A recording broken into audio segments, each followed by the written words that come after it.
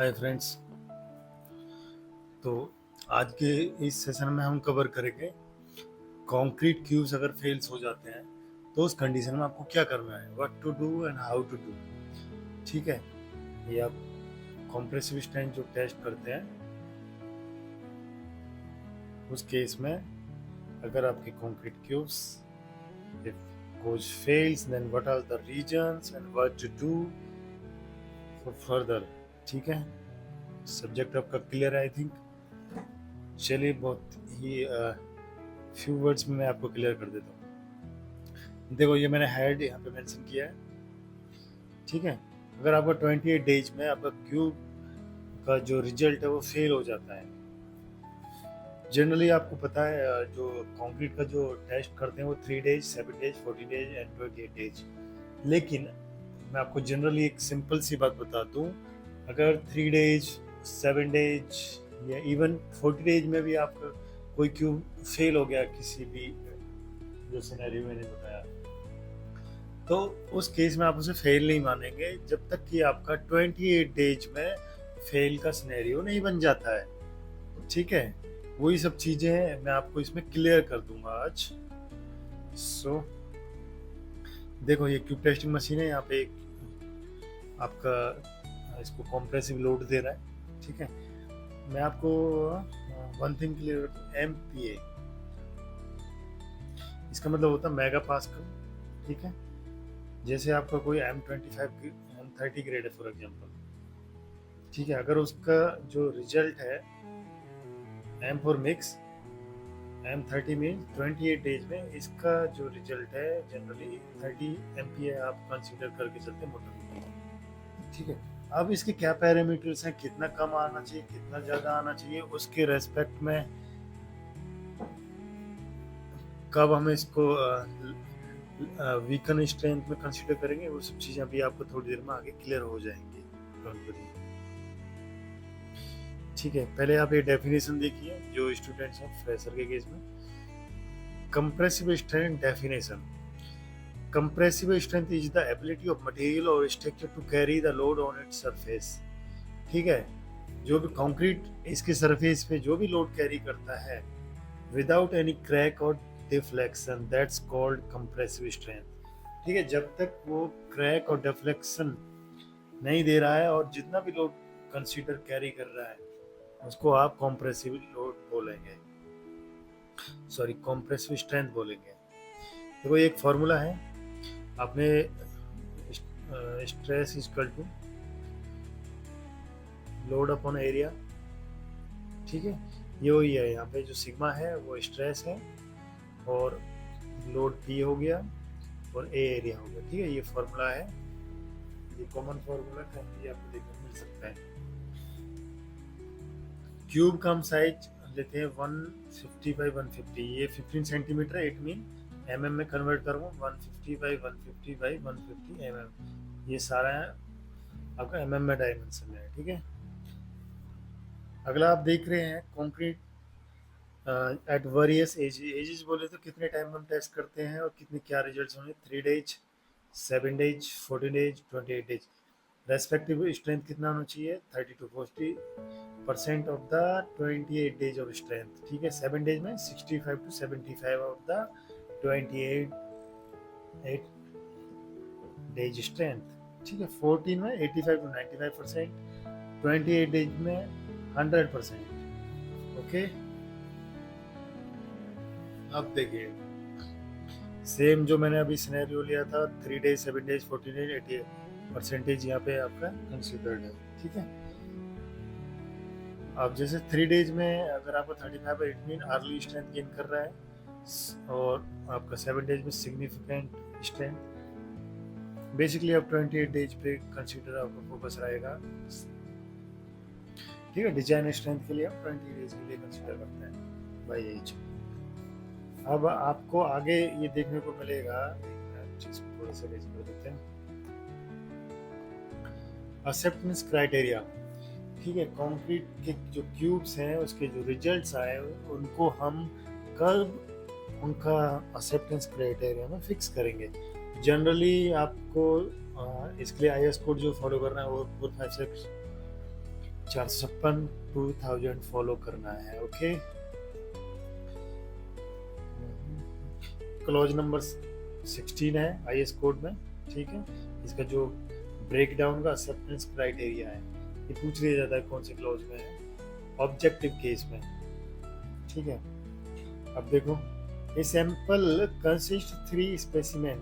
Clause number 16 में जो बताया गया है वो ये बताया, पहला नंबर, ये sample consist 3 number of specimen. एक सैंपल में आपको 3 नंबर ऑफ क्यूब्स लेने। ठीक है, ठीक है, इसको 1 सैंपल बोलेंगे। 1 सैंपल में 3 स्पेसिमेन, 1 2 3, इनका एवरेज स्ट्रेंथ निकालते हैं। अगला है test result of a sample is average strength. तीनों का हम स्ट्रेंथ निकालेंगे, उसकी जो एवरेज वैल्यू आएगा, एवरेज वैल्यू को कंसीडर करेंगे। Individual variation of each cube strength in a sample should not more than ±15% of the average strength। ठीक है, अगर हम इंडिविजुअल का, ऐसा नहीं होना चाहिए कि क्यूब नंबर 1 का जो रिजल्ट आया है और क्यूब नंबर 2 का अगर मैं अलग अलग इनका स्ट्रेंथ इनके एवरेज से कंपैरिजन करूँ तो बहुत ज़्यादा डिफरेंस हो, तो वो विद इन ±15% के रेस्पेक्ट में होना चाहिए। 15% से प्लस नहीं जाना चाहिए इंडिविजुअल का, और माइनस अगर कम आ रहा है तो 50% से कम नहीं जाना चाहिए। ठीक है, ऑफ द 28 एज स्ट्रेंथ का। एक्सेप्टेंस क्राइटेरिया, ठीक है, ये जो एक्सेप्टेंस क्राइटेरिया है मैंने आगे भी डिस्क्रिप्शन में डाल रखा है, वो मैं आपको नेक्स्ट पेज में क्लियर कर दूंगा बड़ी सिंपल वर्ड्स में, क्या उसमें जैसे एफसीके है। ठीक है, कैरेक्टरिस्टिक स्ट्रेंथ होती है ये 73 इन समरी। चलो, मेन जो हमारा सब्जेक्ट था वो यहाँ से क्लियर होगा अभी। ये जो रिमेनिंग मैंने कुछ 2-4 लाइनें छोड़ी हैं वो आगे हैं इसमें ऑलरेडी, मैं वहाँ पे कवर कर दूंगा आपको इम्पोर्टेंस पॉइंट्स के साथ। What to do if the concrete fails in 28 days. ठीक है, 28 दिन में आकर आपका फेल हो जाता है तो क्या करना है, देखिए। First action is prevention is better than cure. The failure of the cube test depend on the various expect. बहुत सारी चीज़ों पे डिपेंड करता है आपका, अगर कोई कंक्रीट क्यूब फेल हो गया है। ठीक है, अब कौन कौन से वो फैक्टर हैं, जैसे मैं केस की बात करूँ, सैम्पलिंग। जब आप क्यूब फिल कर रहे हो, सैंपल ले रहे हो, वो अपने आप में एक इम्पोर्टेंट है। जरूर नहीं है कि आपका कंक्रीट ही फेल हो, आपका वर्कमैनशिप भी पुअर हो सकता है। ठीक है, वो कौन कौन से रीजन है वो भी क्लियर हो जाएंगे। मैंने आगे पूरा एक टेबल फॉर्मेट में रेडी कर रखा है वो। ये क्या कह रहा है, failure result of a concrete is serious, बिल्कुल सीरियस इशू है। By finding out the proper reason of failure we may avoid further reoccurrences of the same. हमें प्रॉपर रीजन पता होना चाहिए कंक्रीट क्यों फेल हो गया। ऐसा नहीं कुछ भी एजम्पशन मानी और आपने उसको यस कर दिया। ठीक है, देखो ये 3-4 पॉइंट इंपॉर्टेंट है आपके। कोई भी कंक्रीट फेल होने के 4 रीजन हो सकते हैं। देखो, it may be concrete is strong, cube is also strong. जैसे कि हम कॉमनली क्या सोचेंगे, एक कॉमन बिहेव अगर देखें तो ये रहेगा, कंक्रीट अच्छा है तो हमारे क्यूब भी स्ट्रॉन्ग होंगे। कंक्रीट अगर सेकंड केस, कंक्रीट अगर वीक है तो क्यूब भी वीक होंगे, ये पॉसिबल है। लेकिन ऐसा भी हो सकता है कंक्रीट स्ट्रॉन्ग है लेकिन क्यूब इज वीक, कहीं ना कहीं सैम्पलिंग में आपने प्रॉपर नहीं किया, प्रॉपर उसे टैंपिंग रोड से नंबर ऑफ कॉम्पैक्शन नहीं दिए, जैसे हम 35 3 लेयर्स में देते हैं क्यूब भरते टाइम। या concrete is weak but cube is strong. ठीक है, ये कैसे हो सकते हैं, देखो generally we focus on the first 2 possibilities. पहली 2 केस में हम जनरली मानते हैं कंक्रीट वीक है तो क्यूब भी वीक होगा, और कंक्रीट स्ट्रॉन्ग है तो क्यूब भी स्ट्रॉन्ग होगा। ठीक है, while analyzing the cube test result the third and fourth possibilities are generally neglected। Generally इनको हम नेगलेक्ट कर देते हैं, इन पे अपन सुपरवाइजर या जो भी लैब असिस्टेंट उनका रेयर ही कम ध्यान जाता है, कि वो सोचता है कि कंक्रीट स्ट्रॉन्ग है तो क्यूब भी स्ट्रॉन्ग होना चाहिए, लेकिन कई बार वो वीक हो जाता है। ठीक है, ड्यू टू सर्कमस्टेंसेस, जैसे मैंने अभी बताया आपको, वर्कमैनशिप का रीजन हो सकता है, या प्रॉपर आपने सैम्पलिंग नहीं ली है। दूसरा, इट में भी कंक्रीट, मैं अभी फोर्थ की बात कर रहा था, लेकिन ये क्या कह रहा है उसकी भी सुन लेते हैं। Third option, not harm the structure. देखो ये जो तीसरे वाला ऑप्शन है, ये स्ट्रक्चर को नुकसान नहीं पहुंचाता। तो कंक्रीट स्ट्रॉन्ग है, लेकिन क्यूब इज वीक है, हो सकता है भरने में। देखो कंक्रीट तो स्ट्रॉन्ग ही है, ठीक है, हो सकता है जब आप दोबारा सैम्पलिंग करो तो आपके अच्छे रिजल्ट्स आ जाए, जैसा कंक्रीट स्ट्रॉन्ग है। ठीक है, ओके। अगला है, when you get the report showing the 28 days of strength test are failed, remember that is sometimes something serious. अगर आपका क्यूब कोई फेल हो रहा है तो आपको सीधी सी बात है, something is serious.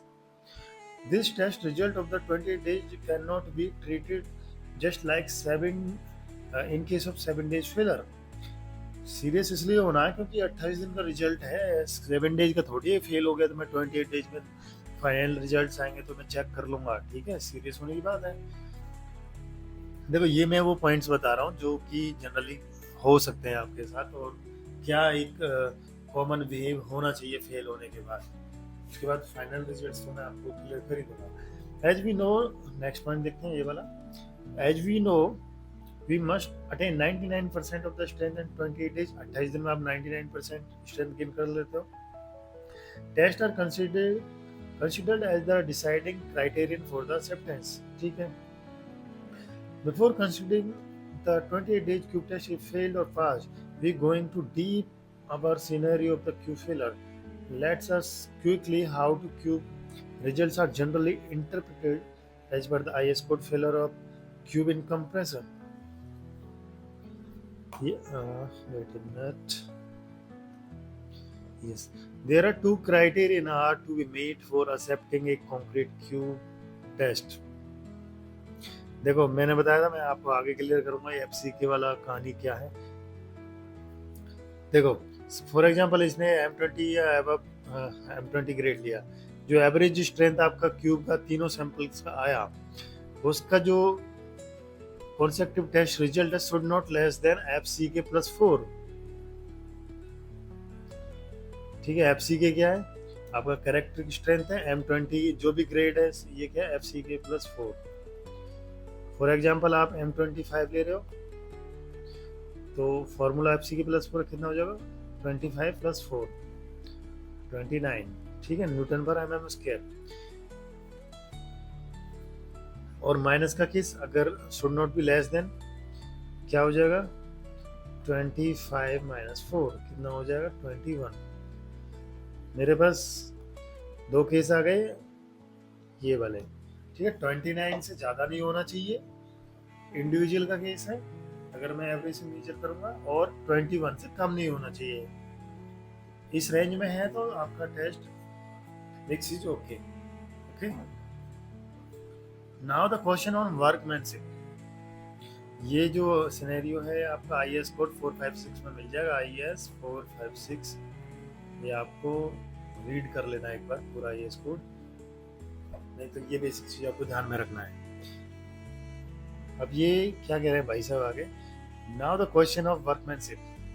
Even one of the cube is okay, ठीक है, if the 20 days result fail and there is a possibility, तो कोई रेज कर देते हैं इसको यहाँ से, there is a possibility the cube are not filled properly. अगर कोई क्यूब, आपका क्यूब फेल हो रहा हो सकता है वो प्रॉपरली भरा नहीं गया हो, एंड प्रॉपरली क्योर नहीं किया, प्रॉपर उसे मॉइस्चर नहीं दिया गया हो फर्स्ट 7 डेज में। ठीक है, but is is possible the slab concrete is okay, go for hammer test. अगर वो फेल हो रहा है तो उसके बाद आपको हैमर टेस्ट में जाओगे। ठीक है, suppose if the hammer test भी फेल हो जाता है, फिर आपको कोर कटिंग कटर पे जाना है। ये नहीं डायरेक्टली आपको कुछ कोई कॉलम आपने कास्ट किया और आपका क्यूब फेल हो गया, फिर आपने हैमर टेस्ट किया वो भी फेल हो गया, फिर आपने कोर कटर टेस्ट किया वो भी फेल हो गया, तो आप डिसमेंटल कर दोगे। ठीक है, ये तीनों टेस्ट करने के बाद, हैमर के बाद आपने कोर कटर किया, ठीक है, उसके कोर कटर भी अपने आप में कोर कटिंग कर दें, फिर उसका सिलेंड्रिकल शेप में एक पार्टिकुलर स्ट्रेंथ चेक करते हैं कि इतना गेन किया नहीं किया, वो डिटेल में आपको टेस्ट में क्लियर कर दूंगा। ये है टेक।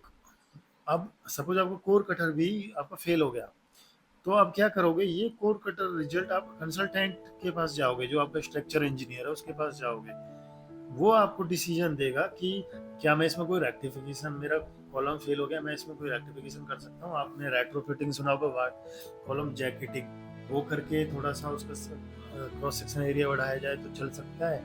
अगर बहुत ज़्यादा वीक है तो कंसल्टेंट ही डिसाइड करेगा, नो ये रेक्टिफिकेशन होगा इसका, या आपको डिसमेंटल कर देना है। ठीक है, अगला क्या कह रहा है, we must consider the following point any decision take the site engineer.